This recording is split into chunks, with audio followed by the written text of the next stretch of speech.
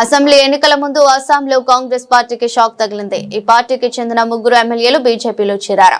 Assam BJP అధ్యక్షుడు దిలీప్ సైకియా ఆధ్వర్యంలో BJP కండువా కప్పుకున్నారు.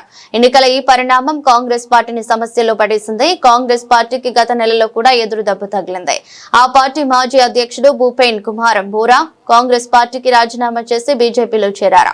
తాజాగా పార్టీ మారిన ముగ్గురు కాంగ్రెస్ ఎమ్మెల్యేలను ఆ పార్టీ ఇటీవల సస్పెండ్ చేసింది. దాంతో వారు బీజేపీ తీర్థం పుచ్చుకున్నారు. অভিলেখ যাত্ৰাত আজিৰ পৰা আমিও সহকৰ্মী হ'লোঁ আৰু বিশেষকৈ মই ভাবোঁ বিকাশৰ ক্ষেত্ৰত গোটেই ভাৰতবৰ্ষত অসমৰ বৰ্তমান গভৰ্ণমেণ্টখন অৰ্থাৎ বিজেপি গভৰ্ণমেণ্টখন মাননীয় মুখ্যমন্ত্ৰী যিটো এখন অভিলেখ সৃষ্টি কৰিলে সেইটো আমি কোনেও অস্বীকাৰ কৰিব নোৱাৰি।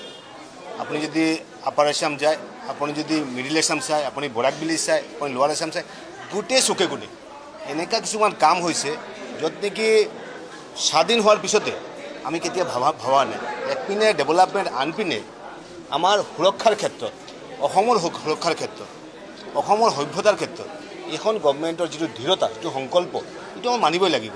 সেইটো কাৰণে মই ভাবোঁ এজন বিধায়ক হিচাপে যিটো পাৰ্টিৰ উদ্দেশ্য হৈছে ৰাষ্ট্ৰ নিৰ্মাণ, যিটো পাৰ্টিৰ উদ্দেশ্য হৈছে এই দেশখনৰ সভ্যতা সংস্কৃতি, সনাতন সভ্যতা সংস্কৃতি, আমাৰ কৃষ্টি কালচাৰৰ বিকাশ, এই যিটো এটা পৰিৱেশ এইটো অক্ষুণ্ণ ৰখাৰ কাৰণে এই যিটো দলৰ অৰ্থাৎ বিজেপি দলৰ যিটো দৃঢ়তা, আমাৰ এইটো নিশ্চয় আমি তাৰ সহকৰ্মী হ'ব লাগে।